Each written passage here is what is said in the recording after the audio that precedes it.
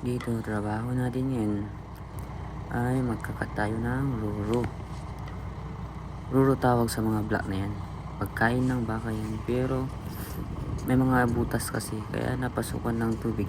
Kaya di na pwedeng ipakain sa mga baka kasi ayaw din nila kainin yan.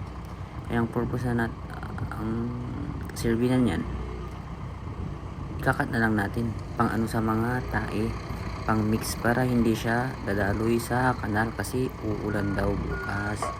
Tapos pagkatapos makatin, imimix din yan, imix sa mga tae ng baka.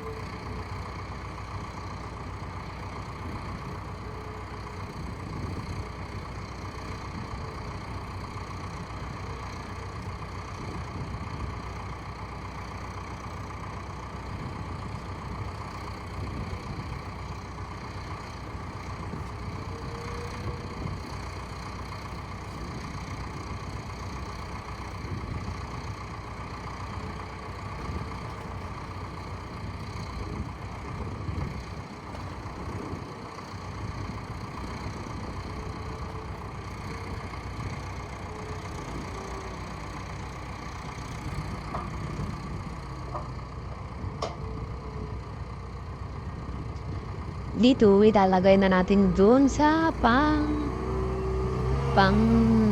dun? Pang-cut na machine. Tapos, ikakat na natin mamaya.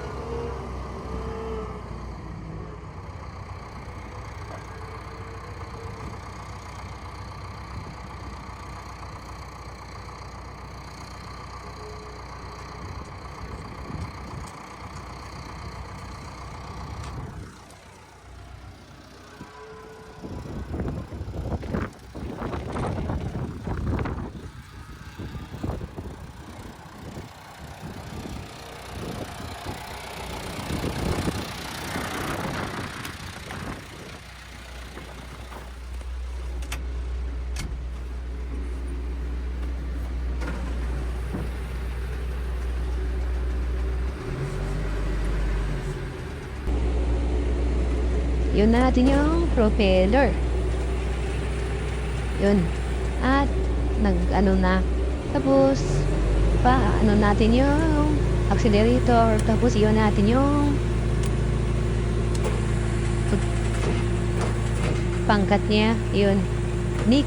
Nika yung ginawa ko. 2 beses yun para mas mahaba. Parang 2 siya mag-ano. Tapos, ikakat niya.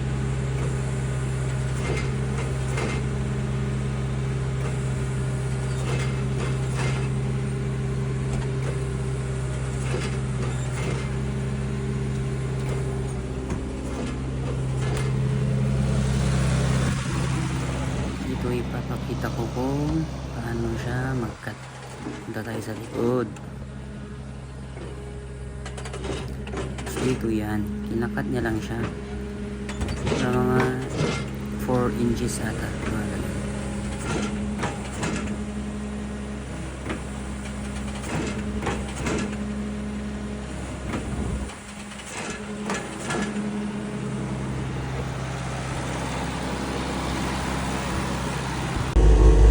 Dito, kukuha tayo ng ibang makakat pa kasi naubos natin yung mga ano na to hindi pwedeng kainin ng baka kasi may mga butas na pasukan na ng ulan.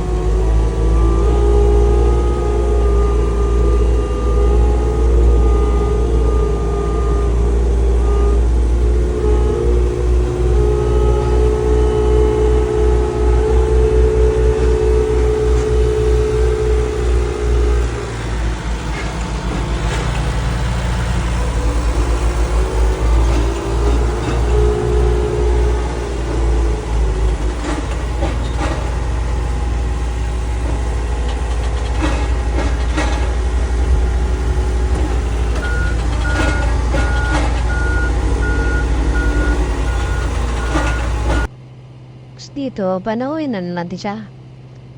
Naka-automatic naman siya. Kaya, kahit huwag ka nang gagalaw. Wala tayong gagalawin dyan.